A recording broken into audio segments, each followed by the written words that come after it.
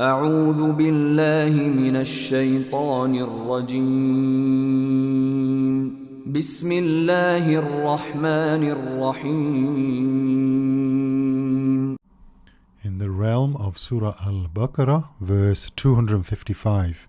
الله لا إله إلا هو الحي القيوم لا تأخذه سنة ولا نوم له ما في السماوات وما في الأرض من ذا الذي يشفع عنده إلا بإذنه يعلم ما بين أيديهم وما خلفهم ولا يحيطون بشيء من علمه إلا بما شاء وسع كرسيه السماوات والأرض ولا يؤوده حفظهما وهو العلي العظيم.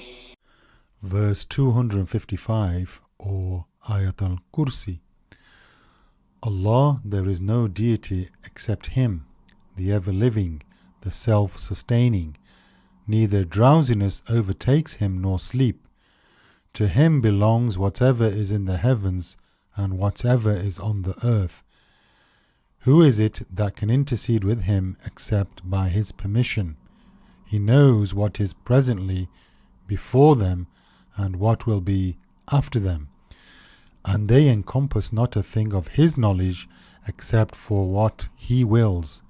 His Kursi extends over the heavens and the earth, and their preservation tires Him not, and He is the Most High, the Most Great. Amid verses discussing warfare and charity, this majestic verse, Ayat al-Kursi, appears like a radiant beacon, illuminating the path of faith, correcting misperceptions, realigning the servant's relationship with their Lord, and planting within the heart the very root of religion. As the surrounding verses explore the diverse scenes of belief and disbelief, guidance and misguidance, this singular verse stands apart as the heart of Islamic creed, the peak of pure monotheism, and a refuge for believing souls in times of confusion and uncertainty. It is Ayat al-Kursi, a verse that when recited brings peace to the heart and tranquility to the tongue. This verse is unlike any other. The Prophet ﷺ testified that it is, open quote, the greatest verse in the Book of Allah, close quotes. Whoever recites it after each prayer, nothing prevents them from entering paradise except death. In any house where it is recited, the angels guard it, and devils flee. What secret lies within it to merit such honor and distinction? Allah says, Allah, there is no deity except Him, the ever-living, the sustainer of all existence. In a few concise words, the verse paints a majestic portrait of Allah subhanahu wa ta'ala, one that clears all misconceptions and erases from the heart every shadow of attachment to others besides Him. There is no God but He, no partner, no intercessor, no helper. He alone is worthy of worship, not because of what He gives, but because He is Allah, the living who never dies, the sustainer who never vanishes, needs nothing and never forgets. And then Allah says, neither drowsiness overtakes Him nor sleep. This means He is the ever-living who never dies, untouched by fatigue or slumber, the sustainer upon whom the heavens and earth depend. Nothing exists independently of Him. All things stand only by His will, sustained and preserved through Him. Allah is not absent from His creation. He is no distant deity who created and then withdrew. Rather, He is ever present through His sustaining power, managing all by His command. He is never distracted no matter how vast the creation. He forgets not a single soul. What immense comfort it is to know that your Lord never loses sight of you. Then Allah says, to Him belongs whatever is in the heavens and whatever is on the earth. This means the entire universe is His dominion. Nothing lies outside His authority, not even a particle can escape His will.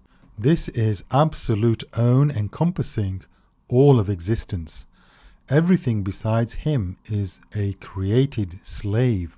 All worldly powers are fleeting. When His truth settles in the heart, it liberates the soul from dependence on others and binds it to the true Master, the one who controls all causes and outcomes. Then Allah says, who is it that can intercede with Him except by His permission?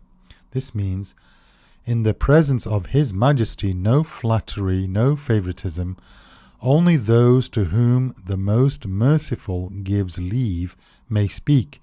None may intercede unless He grants permission. No intercession can compel Him. No status can appease Him. He is justice and mercy, granting to whom He wills, permitting as He wills. Then He says, He knows what is before them and what will be after them. This means His knowledge encompasses the past and the future, the seen and the unseen, the known and the unknown. Every bit of human knowledge is but a drop from His ocean, a breeze from His treasury. Then Allah says, and they encompass nothing of His knowledge except what He wills. This verse humbles the intellect, reminding us that no matter how advanced human knowledge becomes, we possess only what Allah permits. It calls the arrogant scholar back to humility, teaching that knowledge is not a right, it is a gift, a trust from the All-Knowing. Then Allah says, His Kursi extends over the heavens and the earth. This Quranic imagery evokes limitless grandeur and divine authority, encompasses the entire universe. How then is His throne? And how great is His essence? One cannot read this without feeling utterly small and overwhelmed by Allah's majesty. The soul bows in awe before the forehead meets the ground. Then Allah says, and their preservation does not tire Him. This means the maintenance of the heavens and the earth does not burden or exhaust Him. If these vast realms cause Him no fatigue, how then could He be incapable of guarding one weak servant, answering a plea or relieving distress?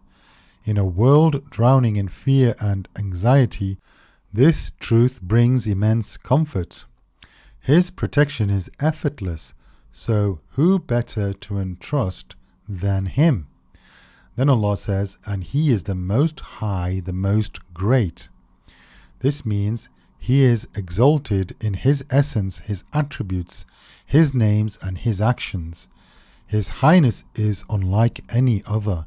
His greatness is beyond all comprehension. The verse concludes as it began, affirming His absolute transcendence and infinite majesty. Nothing is like Him. Eyes cannot grasp Him. Words cannot encompass Him.